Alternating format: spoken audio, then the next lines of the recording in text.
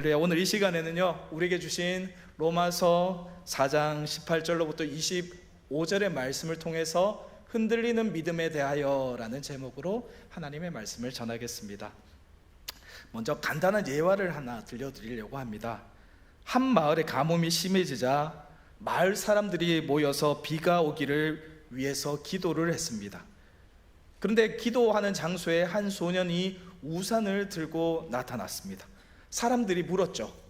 얘야, 왜 우산을 가져왔니? 이렇게 물었더니 그 소년이 대답합니다. 우리가 비가 오도록 기도하잖아요. 하나님께서 응답하실 거예요. 아멘. 참된 믿음은 이런 것이 아닐까요? 기대하는 것, 하나님께서 이루어 주실 것이라는 확신을 가지고 기대함으로 나아가는 것이 바로 믿음이 아닐까라는 생각을 하는 겁니다. 이 소년처럼 기도한 후에는 이것이 될까 안 될까 의심하는 것이 아니라, 기도한 후에는 하나님께서 반드시 내 기도에 응답해 주실 것이야 라는 그런 마음으로 하나님을 온전히 신뢰하고 담대하게 나아가는 것이 무엇보다 필요합니다. 여러분, 참된 믿음은 단순한 지식이 아니고, 그리고 신뢰하고 행동하는 것이 믿음입니다. 오늘 우리는 믿음의 본질과 의미에 대해서 함께 나누게 될 건데요, 여러분, 이 믿음은요, 기독교 신앙의 가장 중요한 요소입니다. 그리고 하나님과의 관계에서 가장 필요한 것이 무엇일까요? 바로 믿음이에요. 믿음 없이 기독교 신앙을 시작할 수도 없고, 그리고 기독교의 신앙을 유지할 수도 없는 겁니다. 여기 계신 여러분들, 믿음이 있기 때문에 이 자리에 계신 거예요. 그렇죠? 우리의 예배를 하나님께서 받으십니다라는 그러한 고백과 그러한 확신과 믿음이 있기 때문에 이 자리에 계신 거 아닐까요? 혹시 시간이 남아서 TV 보는 것이 지루해서 여기 계신 분들은 없으시죠? 내 예배를 하나님께서 받으십니다. 내 기도를 하나님께서 받으십니다. 내 찬양을 하나님께서 받으십니다라는 그러한 마음으로 이 자리에 계신 거잖아요. 바로 여러분들에게 믿음이 있다라는 증거입니다. 여러분, 우리가 믿음이라고 하면 생각나는 인물이 있습니다. 누구죠? 아브라함. 우리 아이들도 물어보면 아브라함 합니다. 아브라함 별명이 뭘까요? 믿음의 조상. 네, 맞습니다. 믿음의 조상이라고 불릴 정도로 아브라함의 믿음은 대단하다라고 우리는 너무나 잘 알고 있습니다.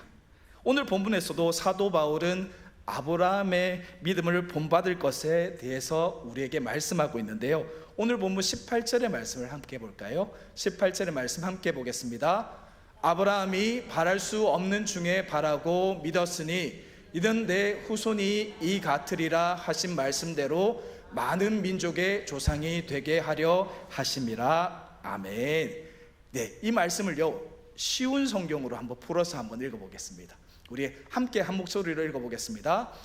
아브라함은 소망이 전혀 없었지만 하나님께서 내 자손이 이와 같이 많아질 것이다 라고 말씀하신 대로 자기가 많은 민족의 조상이 될 것을 믿고 소망하였습니다. 아멘. 이 말씀을 보니 아브라함은 하나님의 말씀을 의심하지 않고 오직 믿음으로 살아갔다라는 것을 우리가 너무나 잘 알 수 있죠. 그런데 말입니다. 그런데요, 사실 아브라함은요, 완벽한 믿음을 가진 사람이 아니었습니다. 오늘 말씀을 통해 살펴볼 것은, 아브라함이 정말 이런 대단한 믿음을 가진 사람이었어 라는 것을 확증하고 그것을 통해 우리가 뭔가를 얻어가려고 하는 것이 아니에요. 오늘은 성경 말씀을 통해서 아브라함이 완벽한 믿음의 사람이 아니었네, 그리고 그 속에서 담겨진 우리에게 주시는 메시지를 오늘 살펴보도록 하겠습니다. 여러분, 아브라함은요, 아주 실수가 많은 사람이었습니다. 때로는 믿는 사람답지 못하게 행동할 때도 많았습니다. 그런데도 성경은 그의 그런 믿음을 본받으라 라고 이렇게 이야기합니다. 왜 그럴까요? 궁금하지 않으세요? 왜 아브라함의 그런 믿음을 우리 보고 본받으라 이렇게 말씀하실까? 이 말씀 속에는 숨은 뜻이 있습니다. 그것은 바로 너희가 아브라함처럼 이만큼 크고 대단한 믿음을 가진 아브라함처럼 너희 믿음을 돌아보고 그 앞에서 기가 죽어라 라는 그러한 이야기가 아니라는 거죠. 우리가 아브라함 같은 이삭을 바칠 수 있을 정도의 그러한 믿음으로 나아가려면 정말 좋겠지만 사실은 쉽지 않은 믿음이잖아요. 오늘 말씀은요, 허물 많은 아브라함도 결국에는 믿음의 모델이 될 수 있었다. 이런 실수를 한 아브라함도, 이러한 믿음이 완벽하지 않았던 아브라함도 믿음의 모델이 될 수 있었으니 너희도 자신감을 가지고 하나님만 바라보고 나아가라 라는 것이 오늘 말씀의 주제입니다. 여러분, 오늘 본문은 바로 그런 목적으로 쓰여졌습니다. 본문 23절과 24절 말씀을 함께 보겠습니다. 그에게 의로 여겨졌다 기록된 것은 아브라함만을 위한 것이 아니요 의로 여기심을 받을 우리도 위함이니. 아멘. 이 말씀처럼 오늘 우리에게 말씀은 상실감을 주기 위함이 아니라 바로 우리에게 소망을 주기 위해 기록되었음을 알 수 있는 거죠. 여러분, 아브라함은요 사실은 대단한 인물이 아닙니다. 우리와 똑같이 연약한 인간이라는 것은 분명히 아셔야 되는 거죠. 의심할 수밖에 없는 상황에서도 아브라함은 의심을 했습니다. 그렇다면 그가 우리같이 연약한 인간임에도 불구하고 왜 믿음의 조상이라고 불릴 수 있었던 그러한 이유가 있었겠죠. 그 이유가 무엇이었을까?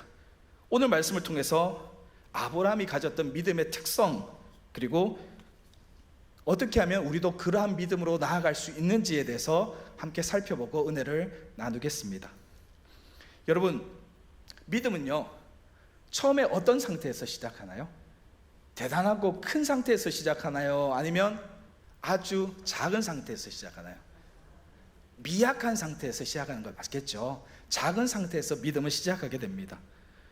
누구나 마찬가지로 믿음은 작은 상태로 시작하는데, 그러면 믿음은 무엇이냐라고 이야기했을 때 이렇게 말씀할 수 있습니다. 보이지 않는 것을 믿는 것. 그렇지 않나요? 우리가 믿어요. 그런데 보고 믿으세요? 보이지 않음에도 불구하고 믿고 계시는 건가요? 보이지 않음에도 믿고 계시죠. 기독교는 보이지 않는 것을 믿을 수 있느냐 하는 문제로부터 출발하고 있습니다. 아브라함의 믿음은 보지 못하는 가운데 믿는 믿음이었습니다. 18절 말씀을 다시 한번 볼까요? 18절 말씀 함께 보겠습니다. 아브라함이 바랄 수 없는 중에 바라고 믿었으니 이는 내 후손이 이 같으리라 하신 말씀대로 많은 민족의 조상이 되게 하려 하심이라. 아멘. 아브라함이 바랄 수 없는 중에 바라고 믿었으니 라고 성경은 분명히 증거하고 있습니다. 이 말씀을 조금만 바꾸어 보면 희망이 전혀 보이지 않는 가운데서도 믿었다라는 그런 말이 될 거죠. 여러분, 이 말씀은요 아브라함이 80세 때 배경을 하고 있습니다. 창세기 15장에 보면 하나님께서 아브라함에게 찾아오셔서 한밤에 그를 불러내십니다. 그리고 하늘에 있는 많은 별들을 보여주며 이렇게 말씀하죠.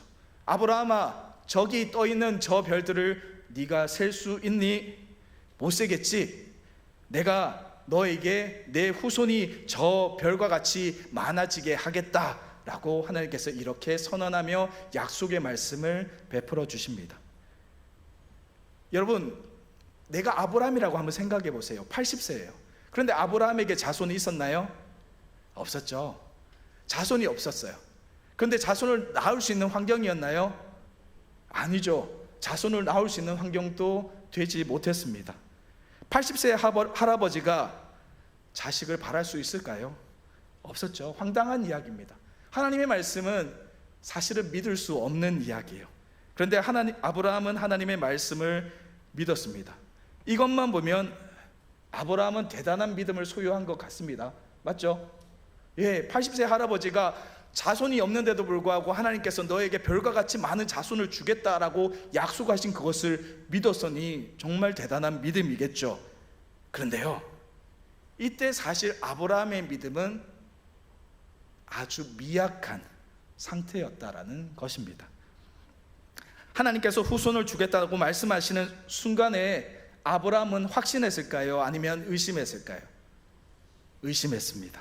아브라함이 말합니다. 창세기 15장 2절과 3절 말씀인데요, 제가 한번 읽어드리겠습니다. 아브라함이 이르되 주 여호와여 무엇을 내게 주시려 하나이까? 나는 자식이 없사오니 나의 상속자는 이 다메섹 사람 엘리에셀이니이다. 아브라함이 또 이르되 주께서 내게 씨를 주지 아니하셨으니 내 집에서 길린 자가 내 상속자가 될 것이니이다. 아멘. 이 말씀이 뭐냐면요, 하나님께서 후손을 너에게 별처럼 많이 주겠다라고 약속하시는데, 그 상황에서 아브라함이 딴소리를 하는 거예요. 종의 아들을 입양하겠다라고 하나님께 이야기하고 있는 장면이에요. 하나님의 생각과 전혀 다른 대답을 하고 있는 아브라함이었던 거죠. 하나님의 말씀을 말 그대로 자기 식대로 이해하고 해석합니다. 그런데요, 놀라운 것은 이렇게 불순물이 많이 섞인 믿음이었는데도 불구하고 하나님은 그 믿음조차 아주 높게 평가하셨다라는 것입니다. 이처럼 하나님께서는 아무리 작은 믿음이다 할지라도 그 믿음을 귀하게 여기십니다. 여러분, 예수님께서 십자가에 돌아가실 때 예수님 옆에 못 박혔던 두 강도 기억하시나요? 그 중에 한 강도는 예수님을 저주했습니다. 그런데 한 강도는요, 이렇게 이야기합니다. 당신이 천국에 이를 때 나를 좀 생각해 주시옵소서라고 이렇게 고백하는데, 여러분, 이때 고백한 우편에 있던 그 강도 제대로 된 믿음을 가진 사람이었을까요? 아니겠죠. 죽는 순간에 지푸라기라도 잡는 심정으로 아마 한마디 한 것 같습니다. 그런데 놀랍게 예수님은 이렇게 대답하죠. 내가 나와 함께 낙원에 있을 것이다. 이렇게 말씀하시면서 보잘것없는 그 강도의 믿음을 구원을 받을 만한 의로운 행위로, 의로운 믿음으로 세워주셨습니다. 그렇다면 우리는 어떻죠? 아브라함의 경우와 전혀 다를 것이 없지 않습니까? 80세의 아들을 주시겠다는 말씀과 오늘 우리가 예수님의 죽으심과 부활을 믿는 일은 솔직히 믿을 수 없는 이야기 아닌가요? 여기 계신 여러분 누구라도 예수님의 십자가에 못 박히는 현장에 아무도 안 계셨잖아요. 어떻게 믿으세요? 예수님께서 3일 만에 부활하셨다는 이야기를 우리가 수없이 많이 들었지만 어느 한 분도 그것을 목격한 사람이 한 분도 없습니다. 아무것도 본 적도 없으면서 우리가 어떻게 예수님의 죽으심과 부활을 믿을 수 있을까요? 그리고 더 나아가서 예수님의 그 죽음이, 예수님의 그 부활이 나의 죄 때문이라는 사실을 받아들이는 일은 사실은 결코 쉬운 일이 아니죠. 100걸음 양보를 한번 해볼까요? 100걸음 양보해서 예수님께서 부활하셨다는 그 사실을 우리가 진심으로 받아들인다 하여도 그분의 부활하심으로 내가 의롭게 되었다는 사실을 우리가 어떻게 받아들일 수 있을까요? 쉽지 않잖아요. 증거가 없지 않습니까? 그렇지 않나요? 과연 이런 것들이 믿을만 할까요? 우리 손에 잡히는 것이 하나도 없는데, 우리가 볼 수 있는 것도 없고 우리가 실제로 체험할 수 있는 것이 하나도 없는데, 그럼에도 불구하고 우리는 믿고 살아갑니다.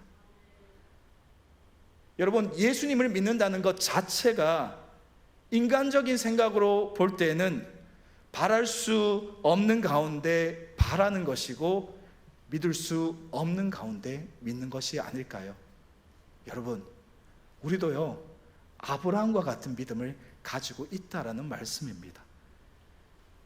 결국 믿음 생활은 마음에 의심이 들기도 하고 아직 다 그것이 완벽하게 다 믿어지진 않지만 바로 하나님께서 말씀하셨기 그 때문에 그래 좋아, 하나님께서 말씀하셨으니 속는 셈 치고 한번 믿어보자 라는 심정으로 출발하는 것입니다. 그렇지 않을까요? 이해되진 않아요. 상식적으로 도저히 이해할 수가 없어요. 하지만 억지로라도 믿음의 세계에 발을 들여놓는 것부터 시작하는 겁니다. 여러분, 우리가요 한 번도 가보지 않은 장소로 간다고 생각해 봅시다. 차를 운전해서 가야 돼요. 한 번도 가보지 않았어요. 어떻게 가나요? 뭐가 필요하죠? 내비게이션. 네, 이제는 일생생활에서 빠질 수가 없죠. 내비게이션이 필요합니다. 내비게이션의 목적지를 입력하고 출발 버튼을 누르면 내비게이션이 우리가 가는 길을 안내해 주죠. 이때 나는 내비게이션에 대해서 정확히 알고 가나요? 내비게이션에 어떤 신호를 받아서 어떤 경로로 통해서 어떻게 우리를 목적지까지 이끌지를 우리가 알고 가나요? 아니죠. 믿고 가는 거지 않습니까? 이렇게 입력해서 버튼을 누르면 내비게이션이 내가 가는 방향을 알아서 잘 인도해 줄 거야 라는 그러한 믿음이 있기 때문에 입력하고 출발, 도착했습니다 소리가 들릴 때까지 그 내비게이션의 길을 따라가는 것이 바로 우리인 거죠. 누구나 처음에는요 이렇게 믿고 가는 겁니다. 내비게이션이 안내하는 길이 맞을 것이라는 그것을 믿고 가는 겁니다. 그리고 믿고 갔더니 어떻게 되죠? 내비게이션이 안내하는 길로 나아갔더니 목적지에 도착하게 되었습니다. 우리가 예수님의 십자가의 죽으심과 부활을 믿는 것도 마찬가지입니다. 성경의 모든 진리는 믿음으로 이해에 이르는 것입니다. 믿기 때문에 그것이 나의 것이 되고 믿기 때문에 그것이 이해되는 일이에요. 믿기 때문에 그것이 나에게 역사하심으로 돌아오는 것이지 이해를 통해서 믿음에 이르게 되지 않는다는 것을 여러분 꼭 기억했으면 좋겠습니다. 여러분, 하나님을 보았기 때문에 믿는 것이 아니라 믿기 때문에 하나님을 볼 수 있게 되는 것입니다. 중세 철학자이자 신학자인 안셀무스라는 사람은요, 나는 알기 위해서 믿는다라고 이렇게 이야기했다고 합니다. 여러분, 그러므로 믿는 것이 먼저예요. 확정을 가지고 증거를 가지고 증거가 있기 때문에 믿는 것이 아니라 믿기 때문에 그 증거가 나에게 올 수 있는 것이죠. 그러므로 내가 하나님에 대해서, 십자가의 사건에 대해서, 부활에 대해서 일단 믿어보자는 정도의 믿음만 가지고 있다 할지라도 여러분 이미 대단한 믿음을 가지고 있는 것입니다. 왜냐하면 세상의 눈으로 볼 때 이것은 말도 안 되는 이야기이기 때문이죠. 세상 어떤 사람도 우리에게 이렇게 이야기합니다. 참 어리석은 사람들. 그런데요, 믿음을 가진 우리가 보았을 때는 세상에 있는 그 사람만큼 어리석은 사람들이 없죠. 여러분, 우리가요 믿음을 가지고 있기 때문에 바로 이 예배 자리에 있는 것입니다. 하나님께서도 이것을 대단한 믿음으로 보시고, 우리가 아무리 생각해도 너무나 작은 믿음이라 할지라도 하나님은 그것을 귀하게 여기시고 하나님의 사람으로 만들어 가 주신다라는 겁니다. 사랑하는 여러분, 누구나 이렇게 믿음 생활을 시작합니다.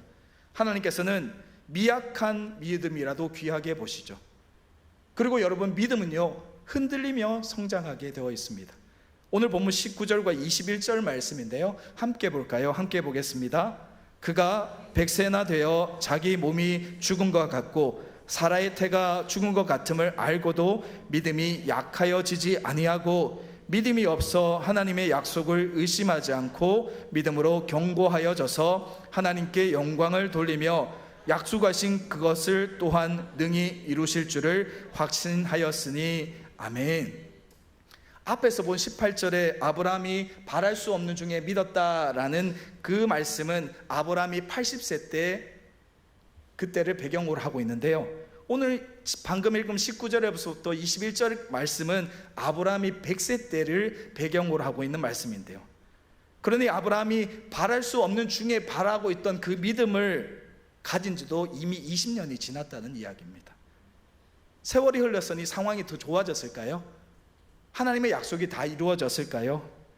아니죠. 사실은 더 깜깜해졌어요. 인간적으로 봤을 때 80세 때 아들을 주시겠다고 약속하셨어요. 그 아들이 많은 자손을 남길 것이라는 약속을 이미 80대에 주셨는데 이제는 20년이 지났는데 그 약속이 실현이 안 됐으니 얼마나 깜깜해요. 80세에 아들을 낳는 것이 쉬울까요? 100세 때 아들이 낳는 것이 쉬울까요? 그래도 80세 때 아들을 낳을 수 있는 요만큼의 희망이라도 있는데 100세에는 아예 희망이 사라졌다라는 겁니다. 작은 기대를 가졌어요. 80세 때는 그래도 하나님의 약속이 있으니 그래도 작은 희망을 가지고 하루하루를 살았는데 1년, 2년이 지나도 그 약속이 실현될 기미가 보이지 않습니다. 이제 100세가 되었습니다. 그래서 19절은 이 절망을 자기의 몸이 죽은 것 같다라고 이렇게 표현하고 있는 겁니다. 도무지 이제는 일어날 가능성이 없는 상황이다라는 것이죠. 저는 이 말씀을 보면서 하나님 너무하시다라는 생각을 했습니다. 바랄 수 없는 가운데 믿음을 가졌던 아브라함에게 그 믿음을 보시고 사실은 1년이나 2년 뒤쯤에 아들을 주셨으면, 자손을 주셨으면 얼마나 좋았을까, 이런 생각을 했는데요.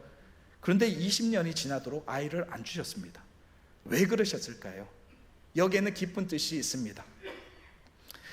아브라함이 80세 때 약속을 받을 때 가지고 있던 믿음은 사실은요, 의심 반, 믿음 반, 그 수준의 믿음을 가지고 있었던 겁니다.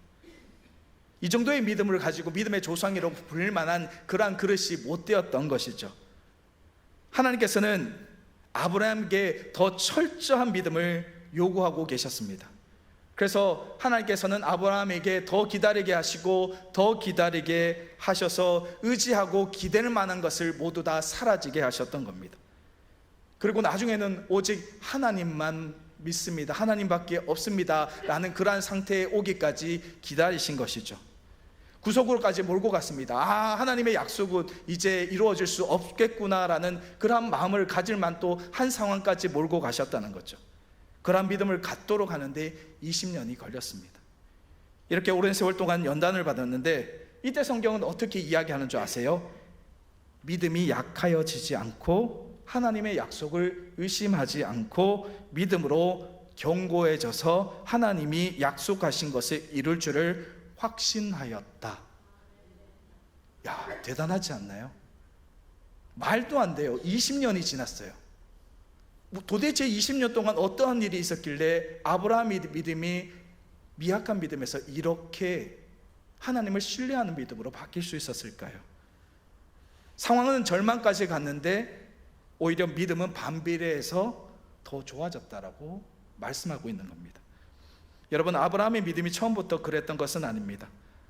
본문에서 아브라함이 의심하지 않았다고 하는데 진짜 의심하지 않았을까요? 진짜 그 믿음이 약해지지 않았을까요?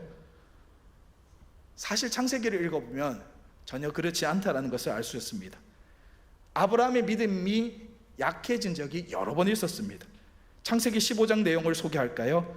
하나님께서 아브라함에게 밤하늘의 별을 보여주시며 하늘의 별이 후손처럼 많아질 것이다 라고 약속하셨지만 그 후로 몇 년이 지나도 소식이 없었어요. 이때 아브라함의 아내인 사라가 안달이 났습니다. 그래서 아브라함에게 진지하게 말하죠. 여보, 하나님의 약속만 기다리지 말고 우리가 할 수 있는 일을 합시다. 그래서 나는 이미 태가 다쳤으니 틀렸으니 누가 낳더라도 당신의 시면 되지 않겠습니까?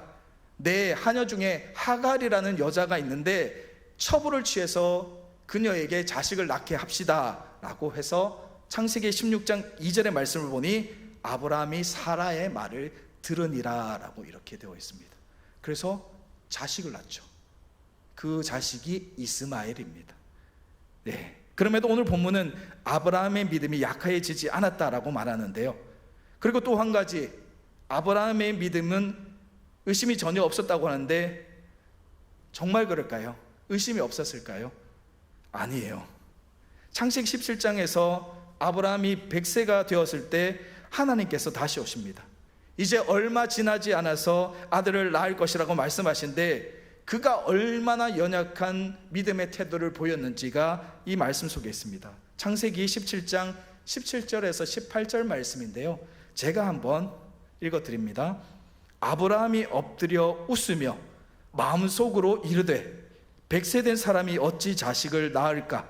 사라는 90세니 어찌 출산하리요 하고 아브라함이 이에 하나님께 아뢰되 이스마엘이나 하나님 앞에 살기를 원하나이다. 아멘. 맞아요. 아까 그 믿음과 뭔가가 좀 다르지 않나요? 하나님께서 말씀하실 때 그 말씀을 믿지 못하고 웃습니다. 그의 믿음이 흔들렸다라는 증거죠. 여러분, 뭔가 조금 다르죠? 우리가 성경의 또 다른 외면을 보는 것 같습니다. 그렇다면 이렇게 의심이 많았던 아브라함을 놓고 그가 하나님의 약속을 의심하지 않고 믿었다라는 뜻이 무엇일까? 아브라함은 20년이 넘는 시간 동안 오랜 기다림의 시간 가운데 수없이 약해지고 의심하는 시련을 겪었다라는 말씀입니다. 그렇게 성경이 말씀하고자 하는 요점은 아브라함의 강한 믿음, 의심하지 않는 믿음으로 발전했음을 말하고자 하는 거예요. 처음부터 짠하고 강한 믿음으로 만들어진 것이 아니라 수없이 많은 시행착오 끝에 하나님께서 이제 너가 믿음의 조상으로 될 만하다라고, 강한 믿음이다라고 말씀할 정도의 믿음으로 갖춰가는 여정이 있었다라는 거는 거죠. 그는 흔들리면서 바로 성장했던 겁니다. 여러분, 오늘날 우리도 구원받기 위해서는 믿음이 있어야 됩니다. 우리는 분명 믿음으로만 구원받을 수 있습니다. 그리고 예수를 믿는다면 우리 삶 속에서 그 믿음이 증거로 나타나야 합니다. 어떤 증거일까요? 바로 믿음이 자라나는 증거입니다. 어제보다는 오늘, 오늘보다는 내일, 조금씩이지만 하나님의 말씀을 철저하게 확신은 하는 자리로 나아가는 증거가 우리 삶 속에 나타나야 한다라는 거죠. 여러분, 하용조 목사님 아시죠? 하용조 목사님 돌아가시기 얼마 전에 어느 잡지사 기자가 찾아가서 인터뷰를 했는데 이렇게 인터뷰를 했다고 합니다. 목사님, 죽는 것이 두렵지 않으십니까? 그러자 목사님께서 이렇게 대답하셨다고 해요. 왜 두렵지 않겠습니까? 솔직하게 말씀드리면 순간적으로 정말 천국이 있을까 하는 생각을 해본 적도 있습니다. 이렇게 대답하셨다고 해요. 일생 동안 목회하시면서 한국교회에 큰 영향력을 끼치신 목사님의 대답치고는 너무 믿음이 없는 말처럼 들리지 않은가요? 목사님이 정말로 천국이 없다라고 믿어서 이런 고백을 했을까요? 여러분, 그렇지 않다라는 겁니다. 분명히 알아야 할 것은 의심을 통해서 우리의 믿음 또한 자라날 수 있다라는 겁니다. 우리는 일생 동안 의심과 싸우며 나아갑니다. 의심과 싸우면서 의심하지 않는 자리까지 나아갈 수 있는 거죠. 여러분, 그러므로 우리는 흔들리는 가운데서도 믿음을 잃지 말아야 하는 겁니다. 여러분, 흔들리는 믿음 잘못된 것이 아니라는 거예요. 단지 내가 믿기 위해서 흔들리는 것인지 의심을 위한 의심을 하는 것인지 잘 구분해야 합니다. 믿음은 흔들리면서 성장하는 겁니다. 여러분, 그리고 믿음은요, 하나님의 은혜로 완성될 수 있습니다. 여러분, 아브라함은 약해지는 시련도 많았고 의심하는 고통도 있었습니다. 그런데 어떻게 훗날 아름다운 믿음의 자리에까지 이룰 수 있었을까요? 그의 능력 때문이었을까요? 그가 열심히 믿음의 연단을 경험해서 믿음의 자리에 딱 올랐었을까요? 그가 길을 쓰고 믿음을 갖기 위해서 노력했기 때문에 그가 믿음의 조상을 성취할 수 있었을까요? 아니에요.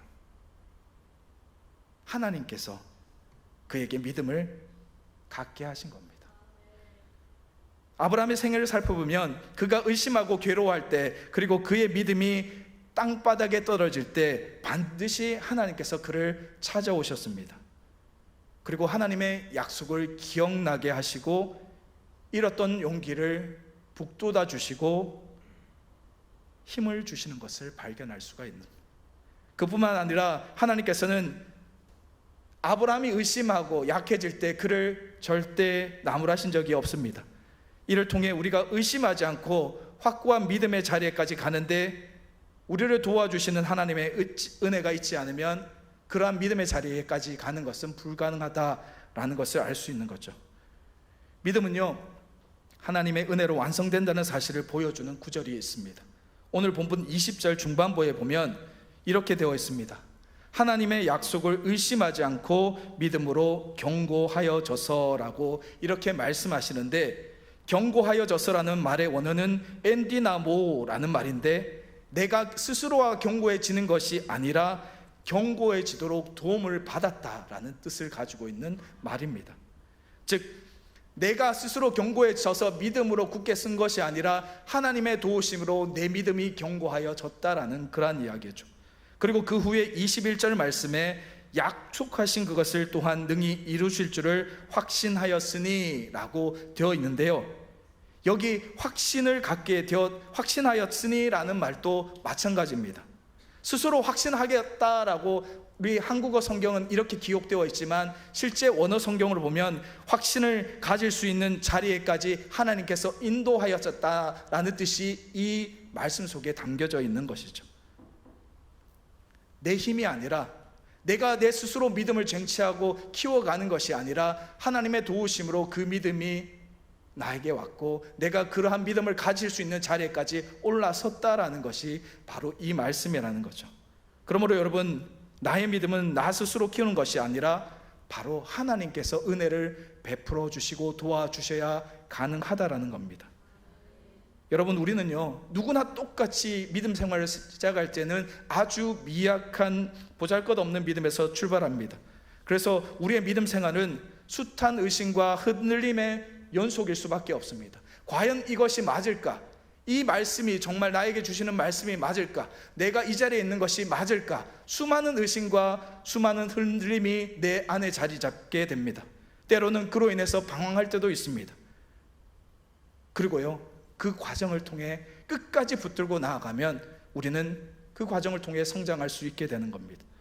여러분, 처음부터요, 넘어지지 않고 걷고 뛰는 아이는 단 한 사람도 없습니다. 엉덩방아를 짚고 수없이 넘어지며 또 넘어지고 또 넘어지며 비로소 일어설 수 있게 되는 거죠. 엄마는 그때마다 얼른 아이를 일으켜 세워줍니다. 그리고 아이는 또다시 일어서고 걸으며 또 넘어집니다. 그러나 포기하지 않고 계속 일어나 발을 한 발 한 발 앞으로 옮길 때 마침내 아이는 비로소 걷게 되고 뛸 수 있게 되는 겁니다. 여러분, 우리 하나님도 마찬가지입니다. 하나님은 우리에게 믿음을 주시고 또한 그 믿음을 온전하게 만들어 주시고 바로 아브라함이 가졌던 그런 아름다운 놀라운 믿음을 가질 수 있도록 만들어 가 주실 줄로 믿습니다. 연약한 믿음을 가졌던 아브라함이었습니다. 우리가 믿음의 조상이라고 부를 정도로 정말 자신의 아들까지 하나님께 내어 맡길 정도의 믿음을 가졌던 아브라함도 처음에는 좌절하고 실패하고 연약한 믿음 가운데 살아가는 우리와 똑같은 사람이었습니다. 하나님께서 자신의 앞에 그의 이름을 붙여주십니다. 아세요? 하나님은 시내의 산에서 모세를 부르시고 자신을 소개하실 때 이렇게 이야기하죠. 나는 아브라함의 하나님, 이삭의 하나님, 야곱의 하나님이다. 얼마나 대단할까요? 하나님은요, 이것이 얼마나 놀라운 사실인지 여러분 예를 한번 들어볼까요? 어떤 아버지가 능력이나 인격 등 모든 면에서 완벽한데 그의 자녀가 그의 훌륭함에 못 미치는 자녀라고 한번 생각해 볼까요? 그 아들은 오히려 아버지의 얼굴에 목칠을 합니다. 그러면 아버지가 나는 누구의 아버지입니다 라고 선뜻 소개하고 싶을까요? 그렇지 않죠. 연약한 믿음을 가졌던 자녀라면 그 이름을 자신에게 붙이지는 않을 겁니다. 그런데 하나님께서는 그 거룩하신 이름 앞에 볼품없었던 믿음을 가졌던 아브라함, 이삭, 야곱의 이름을 붙이기를 망설이지 않으셨다는 겁니다. 이것은 우리가 거룩하신 하나님, 완전하신 하나님의 수준에 이를 때까지 하나님께서 우리를 하나님의 자녀로 삼아주시고 우리를 이끄신다는 거죠. 하나님은 지금 또 우리에게 이렇게 말씀하십니다. 나는 아브라함의 하나님, 이삭의 하나님, 야곱의 하나님이다. 그리고 누구의 하나님이다. 누구의 하나님이다. 바로 여러분의 이름을 하나님은 자신의 이름 앞에 붙이기를 소망하고 있고 지금 또 붙이고 계시다는 사실을 우리는 분명히 기억해야 될 줄로 믿습니다. 여러분, 그러므로 이제 우리가 해야 할 일이 있습니다. 그것은 바로 하나님과 함께하는 시간을 자주 가지는 겁니다. 여러분의 믿음이 성장하길 바라십니까? 진정으로 하나님을 이 예배 가운데 늘 만나기를 바라세요? 그렇다면 일주일에 한번 단 한 시간의 시간만 이 자리에 나와서 하나님 저 왔다 가요 손을 들고 가는 것은 그러한 믿음을 가지는 것이 아니라 늘 하나님을 기대하고 소망하는 가운데 이 예배 자리에게 임하는 거예요. 우리 삶이 거룩으로 바뀔 모습으로 하나님께 나오는 겁니다. 예배 자리에 나왔을 때 누구보다 먼저 하나님께 가까이 나가며 진실한 마음으로 하나님께 소망하며 나아가는 것이 필요합니다. 세상에 가졌던 모든 생각은 이 자리에 오실 때 다 내려놓으시고요, 오직 하나님만 바라볼 수 있으면 좋겠습니다. 그렇다면요, 하나님께서 여러분을 만나 주실 줄로 믿습니다. 로마서 10장 17절에 보면 믿음은 들음에서 난다라고 했습니다. 시간이 간다고 해서 믿음이 저절로 커가는 것이 아니라는 겁니다. 여러분, 들으셔야 됩니다. 말씀을 들으셔야 됩니다. 들으시면 그 말씀이 나에게 확신하여 주시는 하나님의 말씀인지 아닌지가 구분되어집니다. 여러분, 모든 예배 가운데 선포되는 모든 말씀은 여기 계신 여러분들에게 주시는 하나님의 놀라운 은혜의 선물이고 확신에 찬 말씀입니다. 그런데 들을 귀가 없는 분들은 어떠한 말씀도 듣지 못하고 이 자리에서 시간만 보다가 나가십니다. 그런데요, 들을 귀가 있고 소망하며 기대하며 나오신 분들은 하나님께 주시는 메시지 한마디 한마디를 놓치지 않고 그 말씀으로 삶을 살아가십니다. 그래서 말씀으로 삶을 살아가면 그의 믿음이 커질까요? 작아질까요? 커질 수밖에 없죠. 의심하는 믿음이 사라진다는 거예요. 여러분, 아브라함은요, 하나님께서 그를 진정으로 믿음의 조상이라고 부르기까지 수십 년의 시간이 걸렸어요. 그런데 더욱더 기대하는 마음으로 하나님께 가까이 나아간다면 어쩌면 우리는 아브라함이 수십 년의 시간이 걸렸던 그 믿음의 대가가 온 모습이 10년? 아니요, 5년? 아니요, 1년 만에 하나님께서 너 믿음의 사람아라고 부르실 수 있는 믿음의 경지에까지 이르게 될 수도 있을 줄로 믿습니다. 여러분, 믿음은 하루아침에 완성되진 않지만 그러므로 불구하고 우리는 늘 하나님을 가까이 나아가며 하나님과 만나야 할 줄로 믿습니다. 따라서 우리는 시시때때로 하나님 앞에 나와야 됩니다. 예배를 생명처럼 여기시고 하나님과 대면하여 마주 앉아야 합니다. 이해가 안 되더라도 성경 말씀을 읽으시고 의심의 마음이 들 때도 그럼에도 불구하고 기도의 자리에 앉으셔야 됩니다. 그 자리에서 무릎을 꿇고 하나님, 도대체 이 말씀이 뭡니까? 내 삶이 왜 이렇습니까? 이렇게 하더라도 하나님께 소망하며 기도해야 될 줄로 믿습니다. 그럴 때 하나님께서는 우리의 믿음을 견고하게 만들어 주실 것입니다. 그 믿음을 보시고 너는 의심하지 않았다, 너는 약해지지 않았다 라고 칭찬해 주실 줄로 믿습니다. 사랑하는 여러분, 오늘 우리는 이 자리에 하나님을 예배하기 위해서, 하나님을 찬송하기 위해서, 하나님을 만나서 하나님께 우리의 모든 소망을 드러내 기도하기 위해서 이 자리에 모였습니다. 오늘 하나님 꼭 만나고 가겠습니다. 제가 하나님 목청 터질것 하나님께 외쳐 부르겠습니다. 제가 이 소망 가지고 하나님께 기도하려 이 자리에 나왔는데 제가 하나님 만나지 못하고 내 소망을 하나님께 여쭙지 못하고 내가 확신 가지지 못하고 이 자리를 벗어난다면 하나님, 저의 인생 너무 불쌍하지 않습니까? 이런 마음을 가지고 오늘 이 자리 가운데 하나님을 꼭 만나시는 여러분 될 수 있기를 주님의 이름으로 축복합니다. 여러분, 하나님은 여러분이 믿음을 가지길 소망하고 있습니다. 붙잡고 계십니다. 하나님, 끝까지 하나님은 여러분을 포기하지 않으니 여러분이 먼저 포기하지 않으시길 바랍니다. 끝까지 하나님을 외쳐 부르시고 그 가운데 확신에 차셔서 하나님의 역사를 오늘 경험하고 나아가셔서 놀라우신 하나님의 은혜를 간증할 수 있는 여러분의 삶이 다 될 수 있길 주님의 이름으로 축복합니다.